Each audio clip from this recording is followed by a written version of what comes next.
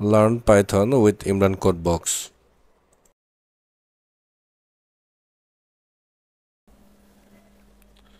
আজকে এই সেশনটিতে আমরা দেখব যে পাইথন প্রোগ্রাম কিভাবে রান করে।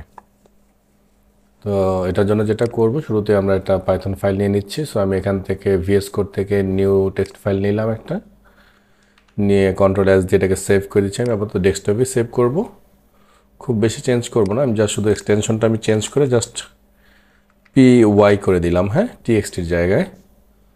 সো আমি ইয়েস করে দিলাম, হয়ে গেল। এটা একটা পাইথন ফাইল।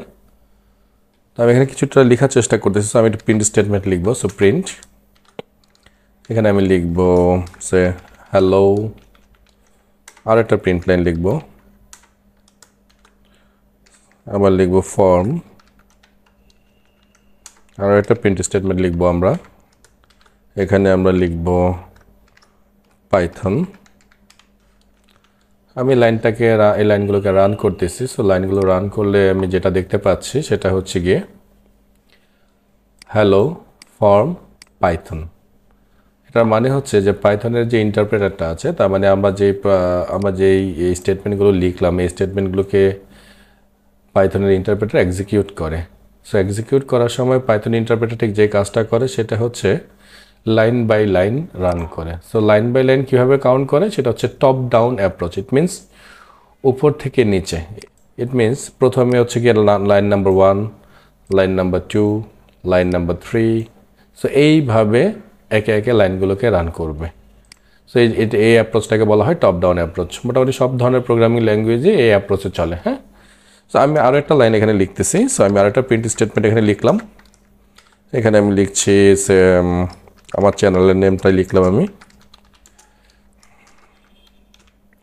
আর এখানে এসে আমি একটা অ্যাস্ট্রিক সাইন ইউজ করলাম, আর এখানে আমি লিখে দিলাম 5। আর এই জায়গাটা একটা স্পেস ক্রিয়েট করলাম, আমি সেভ করলাম। তো এটা কি করলাম আসলে? সো আমি একটু রান করতেছি, রান করে আমি এটা বোঝানোর চেষ্টা করতেছি। দেখেন রানে কি আসলো, আমাদের এখানে যে লেখাটা আমরা লিখেছি সেটা 5 টাইমস, মানে 5 বার এখানে প্রিন্ট হয়েছে, মানে এখানে প্রিন্ট করার চেষ্টা করেছে। তো এটা কি করলো, এই অ্যাস্ট্রিক সাইনটা এখানে কি কাজ করতেছে, আর এই টোটাল ব্যাপারটাই এখানে কি। সো এই টোটাল যে লাইনটা আমরা লিখলাম, এখানের মধ্যে একটা এক্সপ্রেশন ইউজ করেছি আমরা। তো এই ব্যাপারগুলো আমরা পরে আস্তে আস্তে আরও জানবো। সো এই এক্সপ্রেশনটা আসলে কী করেছে, দেখেন একই কাজ কিন্তু করেছে। সেটা হচ্ছে সে প্রথমে line number 1, line number 2, line number 3, দেন লাইন নাম্বার 4-এ এসে সে লাইন নাম্বার 4-এ এসে দেখতেছে যে এখানে একটা এক্সপ্রেশন আছে। তার মানে আমি বলেছি যে আমি যেই লেখাটা লিখছি বা এখানে যে লেখাটা আছে এটাকে তুমি 5 টাইমস, মানে 5 বার করবা, 5 বার প্রিন্ট করবা। সো দেখেন সে কিন্তু এখানকার এক্সপ্রেশনটাকে কমপ্লিট করছে, করে সে এখানে আমাদের যে প্রিন্টটা করা দরকার ছিল সেই প্রিন্টটা আমাদেরকে এখানে করে দিয়েছে। সো পাইথন প্রোগ্রামিংটা ঠিক এই টপ ডাউন অ্যাপ্রোচেই চলে আর কি।